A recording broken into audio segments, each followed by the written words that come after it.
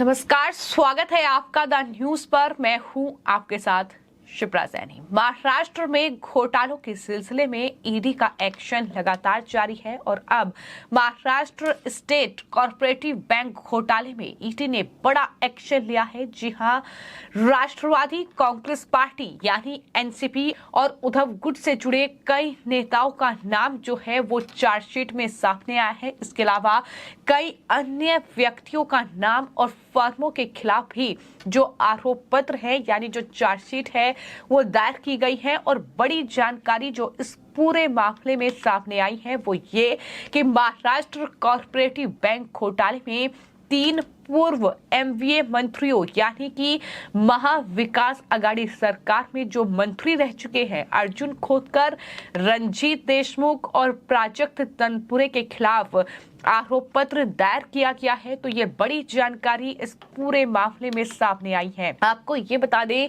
कि ये वही महाराष्ट्र कॉर्पोरेटिव बैंक घोटाला है जिसमें जो मौजूदा डिप्टी सीएम है अजीत पवार, उनका भी नाम सामने आया था। लेकिन अब जिस तरीके से ईडी की जांच आगे बढ़ रही है, ये 3 महाविकास आघाड़ी सरकार में मंत्री रह चुके हैं यानी उद्धव ठाकरे सरकार में मंत्री रह चुके हैं, जिसमें एक नाम है अर्जुन खोतकर का। इसके अलावा रंजीत देशमुख और प्राजक्त तनपुरे के खिलाफ ये आरोप पत्र जो है वो दायर किया गया है।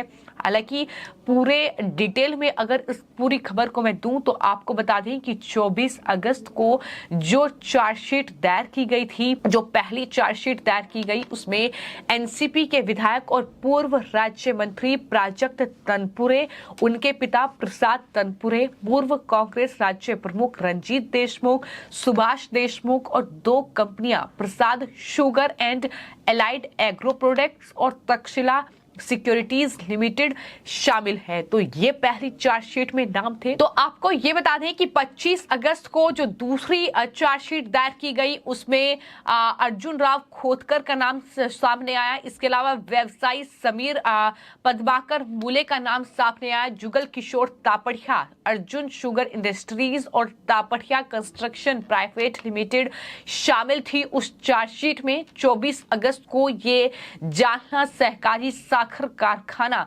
नाम के चीनी मिल के संबंध में चार्जशीट दायर की गई। तो ये पूरी डिटेल है कि किस तरीके से ईडी ने इस पूरे मामले में एक्शन लिया है, जांच की है। और इससे पहले मार्च 2023 में ईडी ने महाराष्ट्र के सतारा जिले में जंडेश्वर चीनी मिल के बारे में 2 फार्मों और एक व्यक्ति के खिलाफ आरोप पत्र दायर किया था। ईडी की जांच में मामले में शामिल चीनी मिलों और फर्मों के साथ साथ महाराष्ट्र के डिप्टी सीएम अजीत पवार के संबंध का भी पता चला है। हालांकि आरोप पत्र में उनका नाम फिलहाल नहीं था, लेकिन जिस तरीके से उन पर ये आरोप लगे कि आप इसलिए ही बीजेपी यानी जो एनडीए गठबंधन है उसका हिस्सा बने हैं ताकि आप पर कार्रवाई ना हो। लेकिन अजीत पवार ने ये साफ तौर पर कहा कि वजह ये नहीं है, बल्कि वजह ये है कि मैं विकास कार्यों से प्रभावित हुआ हूं। मोदी सरकार के प्रधानमंत्री नरेंद्र मोदी के नेतृत्व से मैं प्रभावित हूं और यही वजह है कि मैंने एनडीए में शामिल होने का फैसला किया है। यानी महाराष्ट्र में जो गठबंधन है शिंदे और बीजेपी का, उसमें शामिल होने का फैसला किया है। तो ये अजीत पवार का इस पूरे मामले को लेकर बार बार बयान सामने आया है।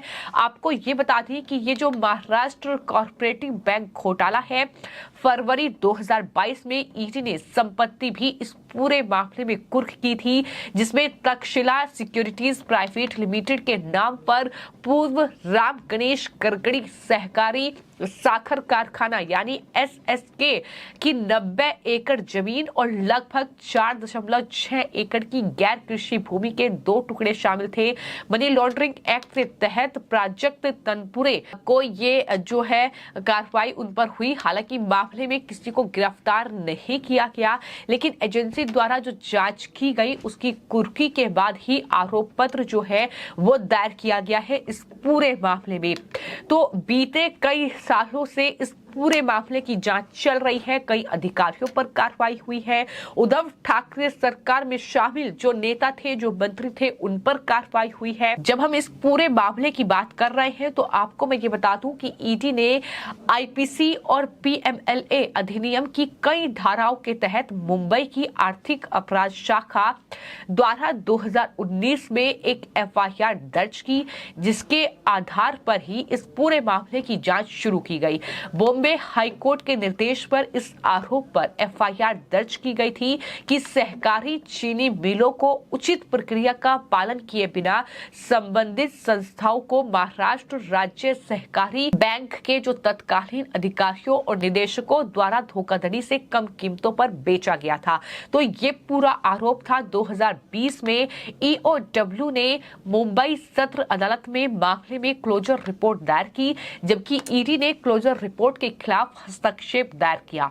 अक्टूबर 2022 में मुंबई पुलिस ईओडब्ल्यू ने विधायकों और सांसदों की अदालत को सूचित किया कि उसने विरोध याचिकाकर्ताओं और ईडी द्वारा उठाए गए बिंदुओं की जांच शुरू कर दी है। तो जिस तरीके से महाराष्ट्र में ये बड़ा घोटाला हुआ और इसके खुलासे जिस तरीके से हो रहे हैं, ईडी जांच कर रही है और एक के बाद एक जो कहीं ना कहीं नाम है इस पूरे घोटाले में सामने आई हैं। जाहिर तौर पर महाराष्ट्र कॉर्पोरेटिव बैंक में ये घोटाला हुआ, लेकिन जब से सहकारिता मंत्रालय का गठन हुआ है और केंद्रीय गृह मंत्री अमित शाह को ही सहकारिता मंत्रालय का जिम्मा सौंपा गया है, उसके बाद से हम लगातार ये देख रहे हैं कि कहीं ना कहीं जो सहकारिता विभाग में घोटाले हुए हैं उसमें ईडी का जबरदस्त एक्शन जो है वो देखने को मिल रहा है। जांच का दायरा लगातार बढ़ रहा है और जो ये महाराष्ट्र कॉर्पोरेटिव बैंक घोटाला है इसमें जाहिर तौर पर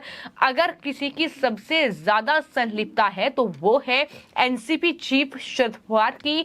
और इन सबके बीच खबर ये भी आई थी कि अजीत पवार की भी इसमें संलिप्तता है, लेकिन फिलहाल जो नाम सामने आ रहे हैं वो नाम दरअसल उद्धव ठाकरे और शरद पवार के करीबियों के हैं। मैंने आपको बताया कि 3 जो मंत्री रह चुके हैं उद्धव ठाकरे सरकार में, उनके नाम चार्जशीट में सामने आए हैं, जिसमें एक है अर्जुन खोतकर, रंजीत देशमुख और साथ ही प्राजक्त तनपुरे।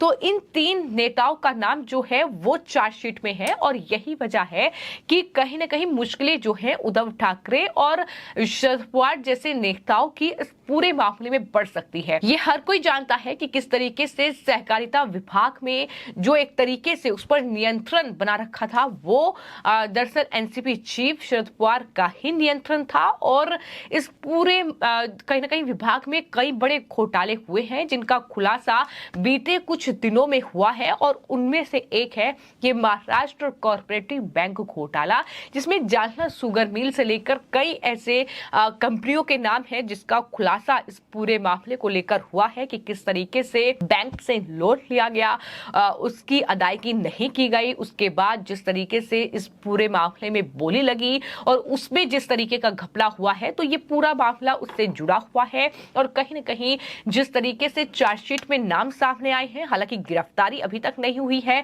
लेकिन अगर गिरफ्तारी इस पूरे मामले में जांच एजेंसी करती है तो जाहिर तौर पर शरद पवार के लिए मुश्किलें कहीं ज्यादा आने वाले वक्त में बढ़ती नजर आ सकती है। फिलहाल आपकी इस पूरे मामले पर क्या राय है हमें कमेंट बॉक्स में जरूर लिखें और चैनल को सब्सक्राइब करें। धन्यवाद।